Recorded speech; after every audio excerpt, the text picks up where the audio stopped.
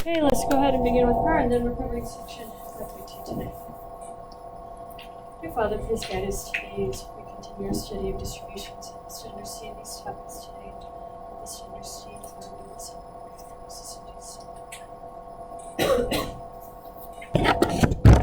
Okay.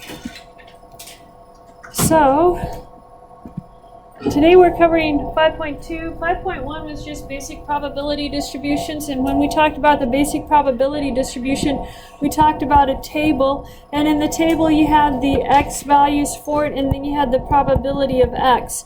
And the basic probabilities, all the probabilities had to sum up to 1. That was what we were looking at. The sum of the probabilities has to be 1, and the values of the probabilities were between 0 and 1. If a probability equaled to 0, that meant it was guaranteed not to happen. And if a probability equaled to 1, that meant it was guaranteed to happen. And so these are the values that we had in our tables here. We talked about how to find the mean and standard deviation from the tables.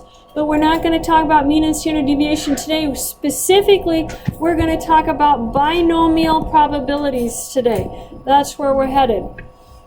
A couple of remarks that you need to know. For a binomial distribution, we define usual values to be those values between x bar minus 2s to x bar plus 2s. Those are the usual values. You're going to need that for your homework. They're going to ask you if something is usual or unusual. For the binomial distributions, because of the shape of the binomial distributions, we view it to be x bar minus 2s to x bar plus 2s. Our distribution here is going to have a nice shape to it. A rare event is anything whose probability is less than 5%. However, that value is not cut and dried.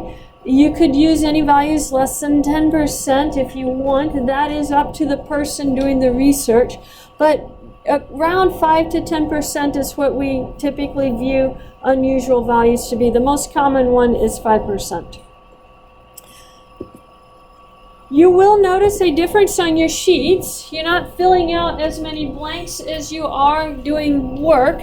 So this information, we're transitioning to trying to get you to do more of the work now. The work is going to be a little bit different of what we're doing.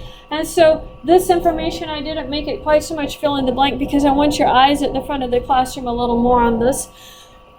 Binomial probability distribution, you have to understand what this is because we're going to tell the difference between binomial distributions and a whole bunch of other distributions this semester.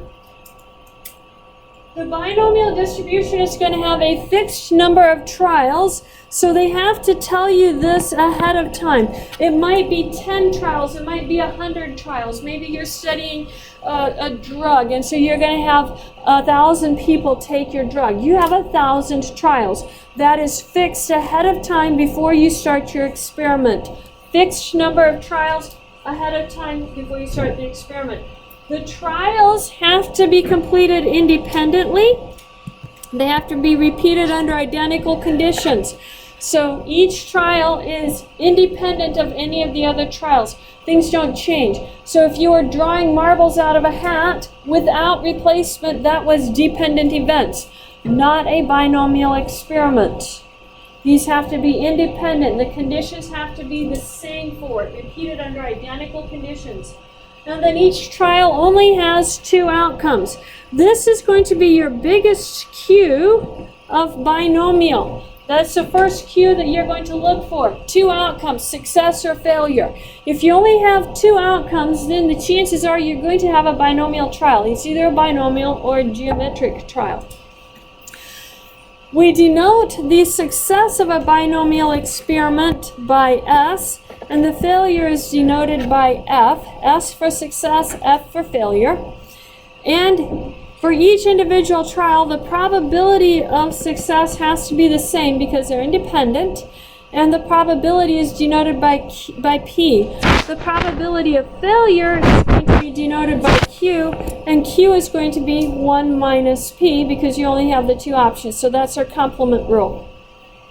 And then the central problem of a binomial experiment is to find the probability of R successes out of N trials. 500 of your 1,000 people responded well to your drug. R is the number of successes out of your N trials.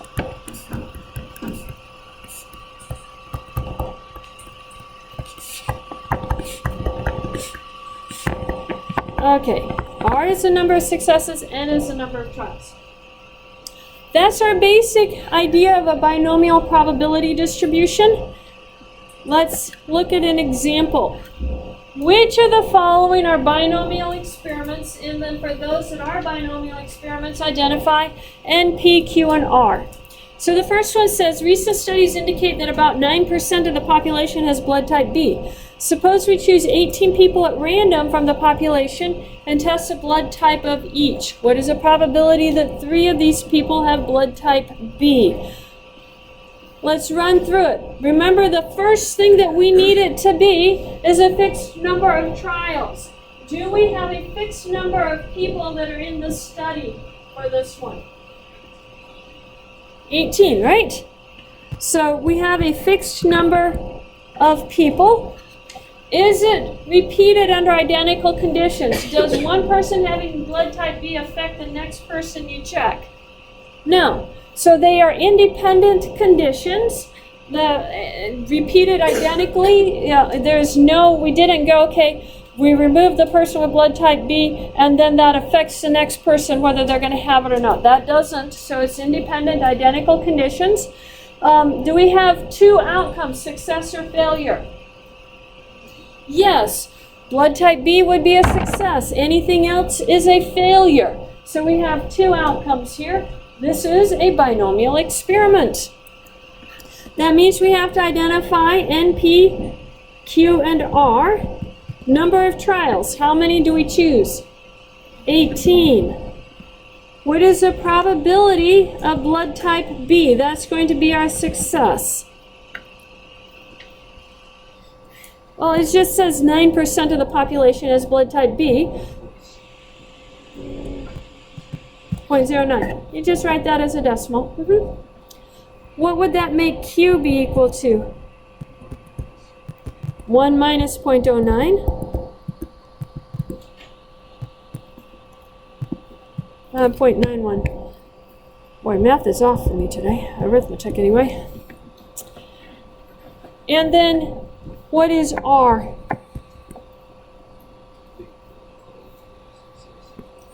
Well, we're not going to calculate it, but yeah. 3 of these people have blood type B, so I'm looking for R is equal to 3. In other words, I want to find the probability 3 people have blood type B. Okay? Question? So, on R, how would we find P if we don't get the set? Okay. Save me that question for... I have to give you a percent, or you have to have a way to calculate it using our old probability values. So if I tell you 3 out of 5 trials result in a success, then you know 3 divided by 5 would be your probability. I either have to give you a percent or I have to give you a way to calculate it using our old probability laws. Okay, ask me your question when I'm done with these. Let me finish my example first. Okay, let's look at number 2. Recent studies indicate that about 9% of the population has blood type B. A remote camp needs blood transfusions from an individual with blood type B. We randomly test people from the population until we find the first person with blood type B. Find the probability that the first person with blood type B will be the 3rd person tested. Is this a binomial test? No. Why isn't it binomial? You don't know how many people you have to test until you find the first person. They didn't fix the number of trials to begin with. No fixed number of trials.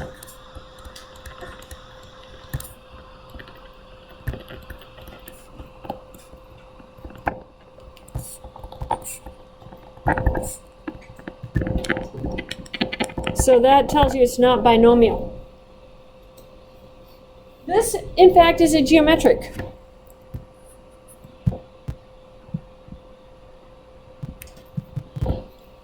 Geometric is essentially a binomial experiment without your fixed number of trials. Everything else is there. You have your success, you have your failures. You are given a probability of your success, but you don't have a fixed number of trials. So this is a geometric one. Now let's look at this last one here. Burke reports that only 2% of all local franchises are business failures. A Colorado Springs shopping complex has 137 franchises. What is the probability that at most one franchise will be a business failure?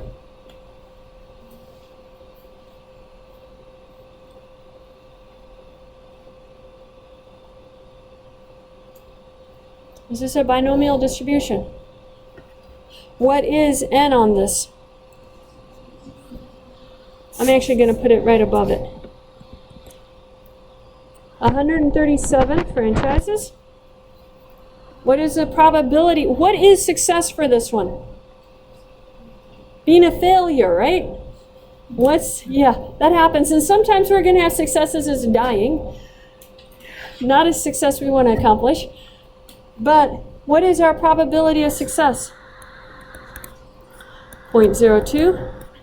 That wrote R, that should be a P. What is our probability of failure? 0.98, 1 minus 0.02. And how many franchises are they looking for to be a failure? What is R? It says at most 1, right? So that means R is less than or equal to 1. Okay? So notice something on all of this. We had to tell you the percent. That has to be given. Or you have to have a way to calculate your percent on your own for your probabilities. Any questions on that so far?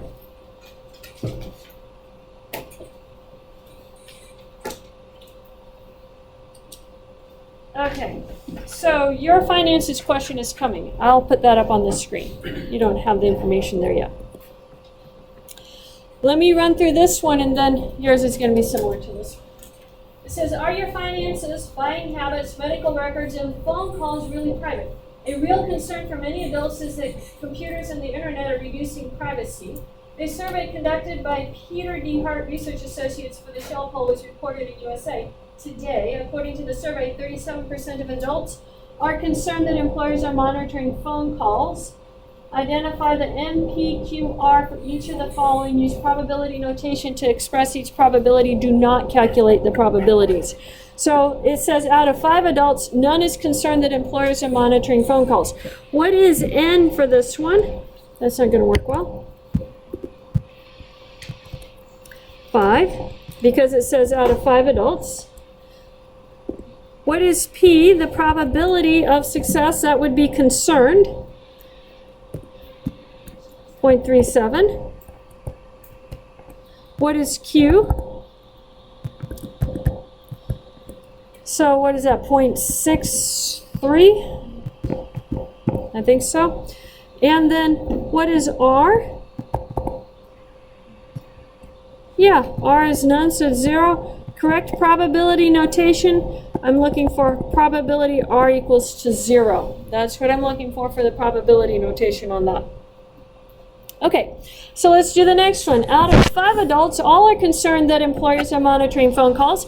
So what is N? 5. What is P?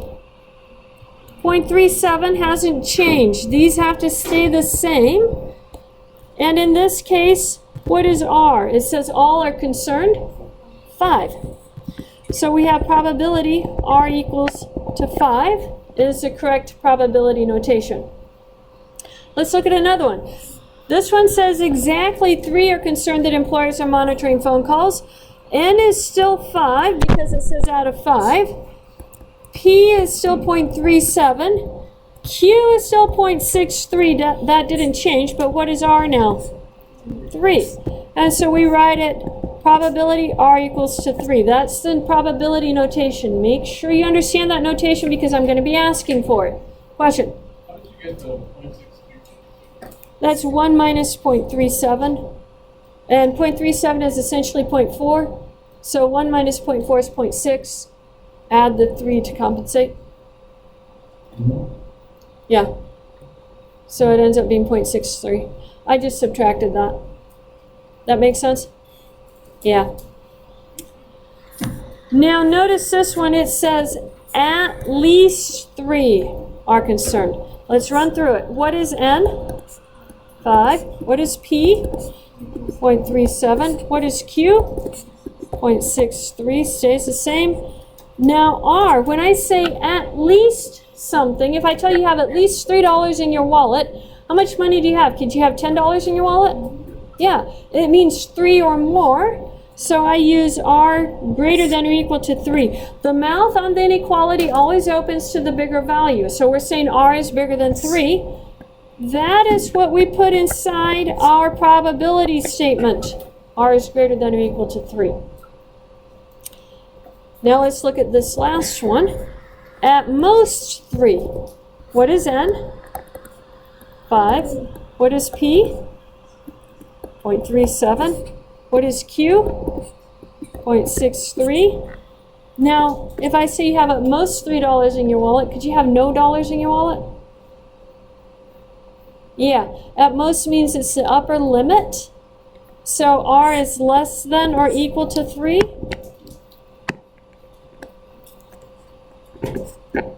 The probability notation then, you just put the R symbol inside your parentheses. Any questions on that? Okay, your example is up. Here's your finances question. You have the information on your worksheet for the answer, for the parts to fill out your answers on A, B, C, and D on your worksheet, and this is the information up here that you need to fill it out. That allows me to put your questions on 1 page instead of 3 pages.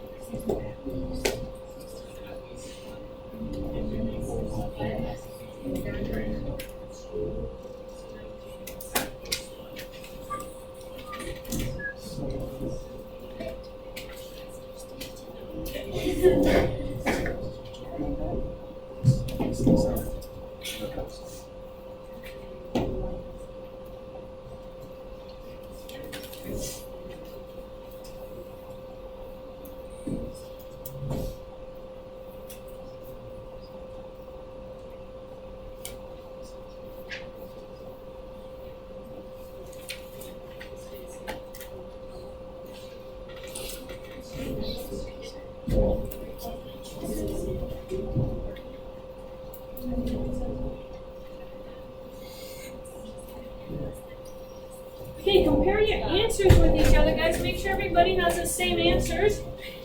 Let's make it easy for the grader to grade this.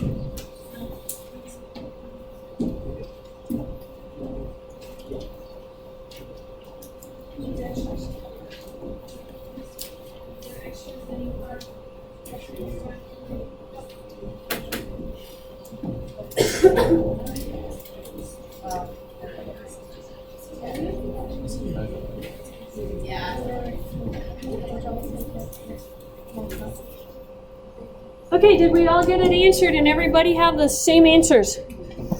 Notice you are going to get marked wrong on your probabilities if you just put something like that in there. If you don't put the R in there, your probabilities are wrong. So this is wrong. You have to write it probability R greater than or equal to 1. The parentheses is not what's bigger than 1. You have to put the R in there. Double check and make sure you have the R's in there on all of those because the grader will mark them wrong if you don't.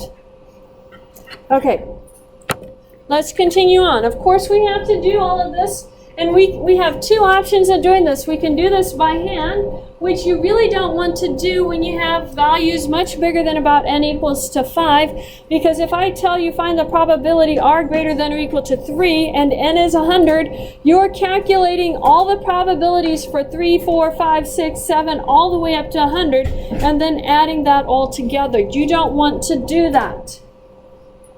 We could look it up in the tables, but I personally don't want to photocopy 115 copies of 50 pages of tables for you guys.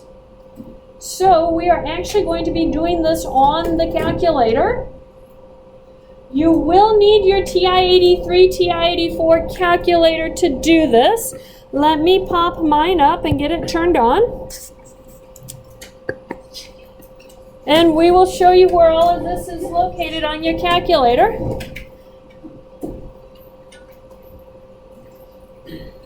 I actually didn't bring my calculator to class. Does someone not have are there a group of people who do not have a TI-83 or TI-84 calculator around them? If you don't have one and your neighbor has one, watch how this works on your neighbor's calculator.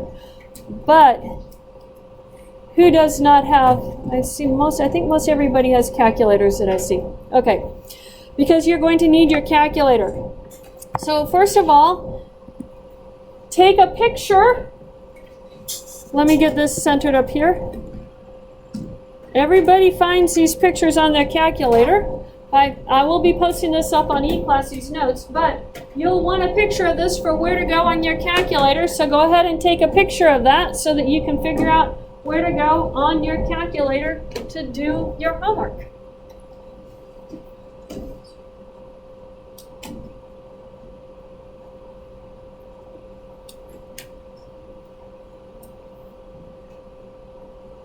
Okay, now let's make sure that we can use what we just took a picture of. So let's look and see what this is saying.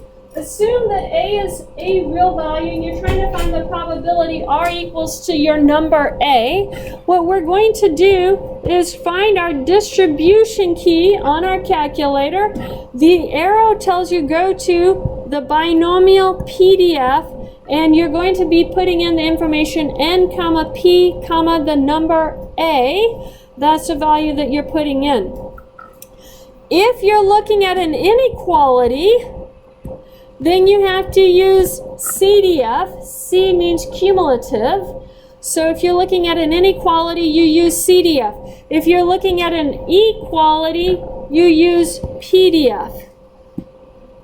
So that's the difference. If R equals to A, you use PDF. If R is less than or equal to A, you use CDF. Yes, it's the second one, not the first one down on the list.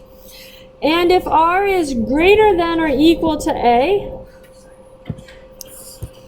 if R is greater than or equal to A, then we have to write things in this form: 1 minus probability R less than or equal to A minus 1, and that's our complement rule. And then use our CDF to calculate it. So let's do an example. I'll show you all of this. Recent studies indicate that about 9% of the population has blood type B. We're back on this example. Suppose we chose 18 people at random from the population and tested blood type of each. What is the probability that out of 18 adults, none of these people have blood type B? What is N? 18. What is our probability of blood type B? 0.09. I really don't need Q to plug this into the calculator. And then it says none, so what is R equal to? 0. So I'm looking for the probability R equals 0. That's going to be our binom for binomial. PDF of N is 18, P is 0.09, and R is going to be 0. And that's what we're going to type into our calculator. So let me go get my calculator. Wait for it.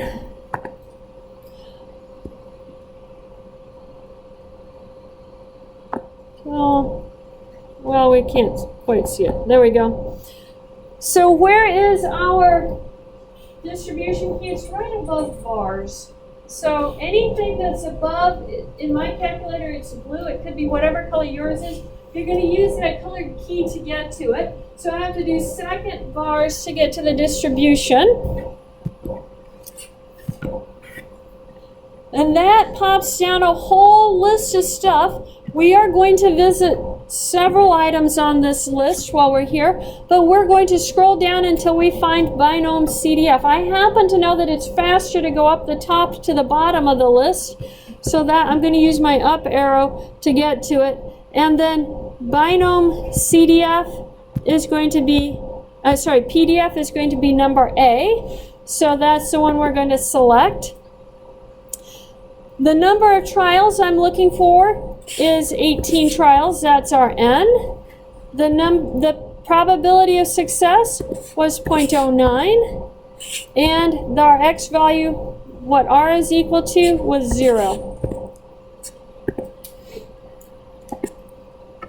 Now notice that it says binom PDF 18, 0.9, and 0. The older calculators, you'll actually are going to just be filling that information in. It's going to look like that on the older calculators immediately. The newer calculators, you fill in everything on a different row for it, but it's the same formula. And let's hit enter. Oh, I forgot to clear my screen from my old work. Let me go get it. I have to go. This is incredibly slow running it on the computer, but there we go.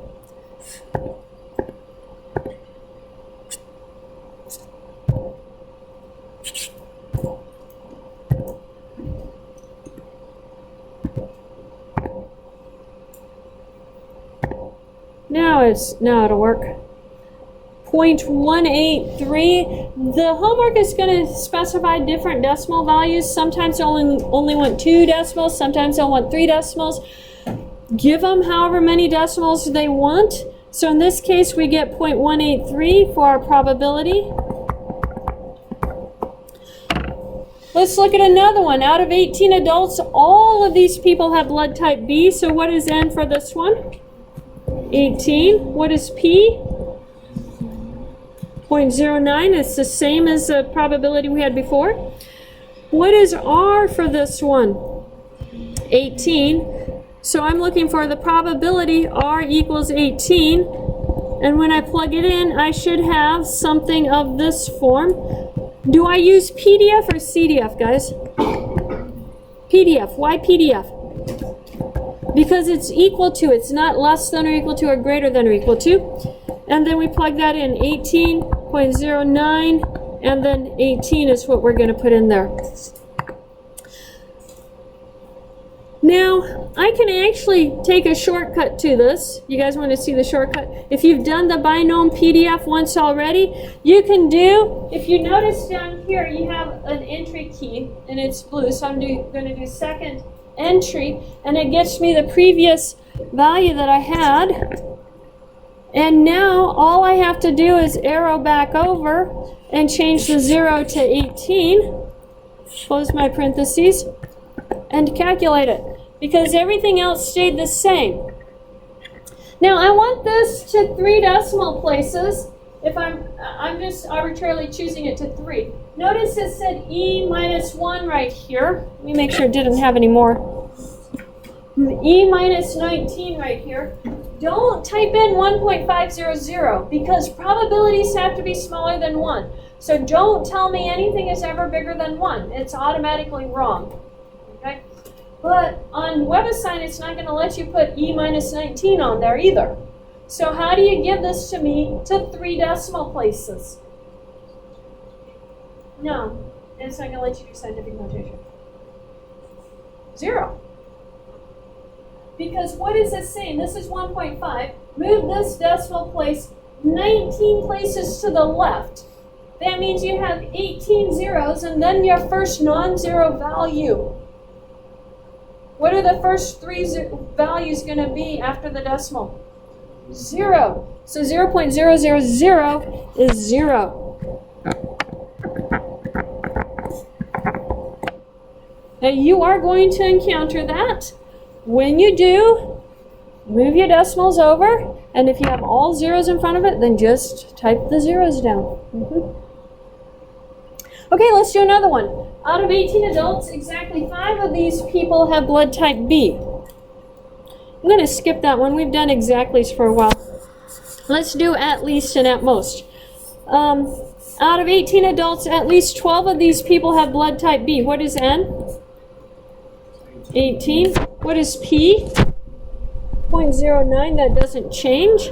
And R. It says at least. So is R bigger than 12 or less than 12? Bigger. Mouth opens towards R.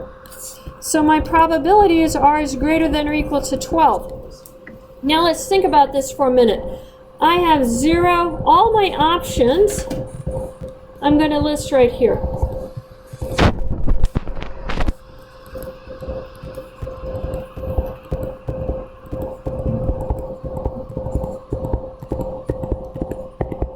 Here are all the possibilities. How many people could have blood type B? You can have 0 all the way up to all 18 have blood type B. Are we good with that?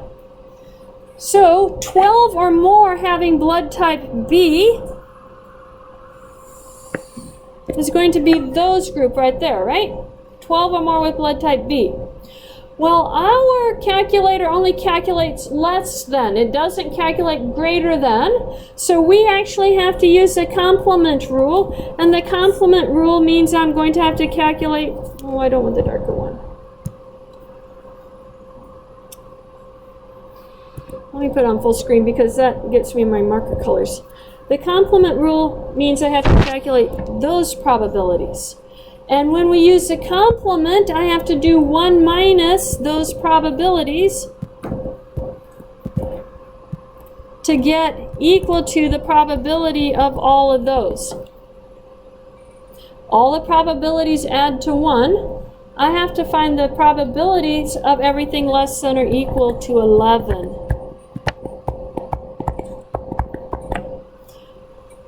Okay, so when you're thinking about this, to do the complement rule, you have to subtract 1 from R.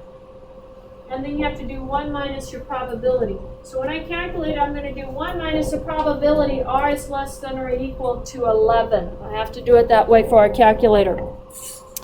That becomes 1 minus binom. I have an inequality, so I have to use CDF. 18.09 and 11. So let's actually calculate that.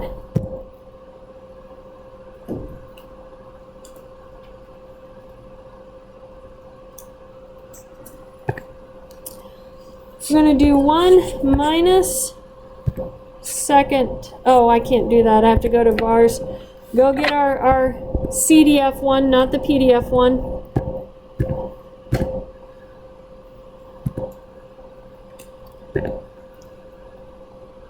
18 trials, 0.09, and 11 for X. Oh, I did put 0.08. And I was contemplating that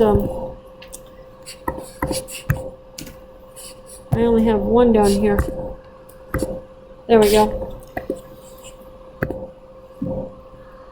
and then hit enter. And tell me what our answer should be rounded to 3 decimal places. 0. Okay. Now one more example. Out of 18 adults, at most 6. So n is still 18, p is still 0.09. At most is less than or equal to, so I'm looking at the probability r is less than or equal to 6. Is my inequality going the right direction to use my calculator? Yes. It's only when it's greater than or equal to that you have to flip it.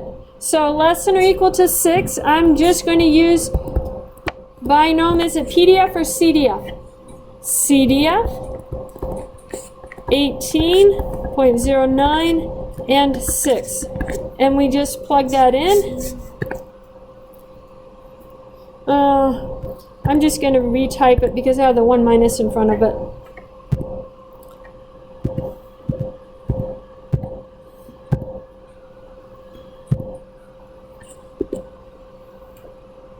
So 18.09, and this should be 6.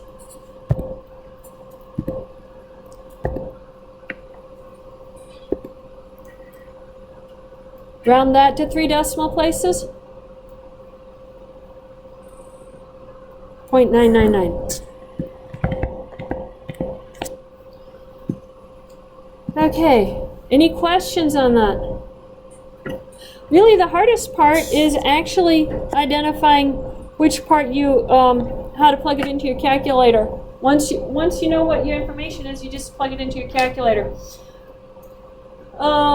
This shouldn't be finances question part 2. This should be an eye surgery question. And somehow that slide got cut off. So let me put down here and get the eye surgery question. I got it out of the book.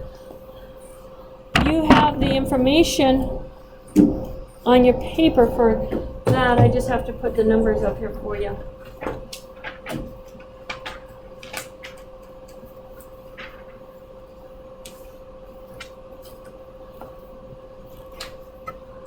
Okay, so I'm going to tell you the P is 0.3. It's 30% success on an operation.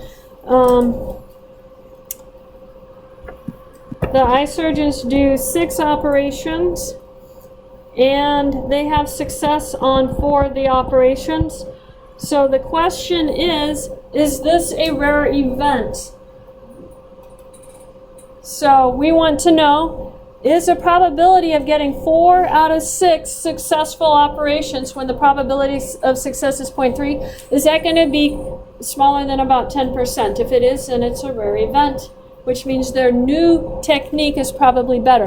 So the story says that these surgeons tried this new technique, and the old technique was successful 30% of the time. The new technique they did on 6 people, 4 people were successful at regaining their eyesight. Is a new technique better than the old technique? That's what we're trying to figure out.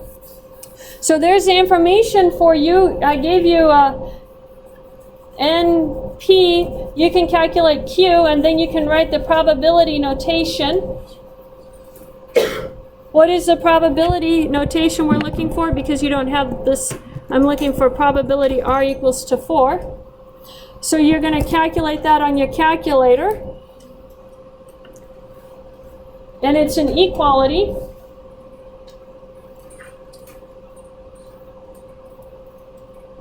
And then you have your last question to finish.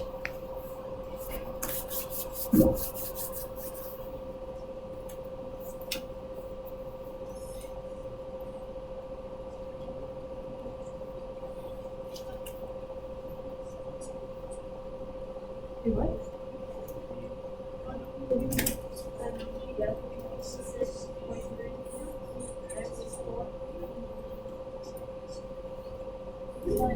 Yeah, give me 3 decimals, guys.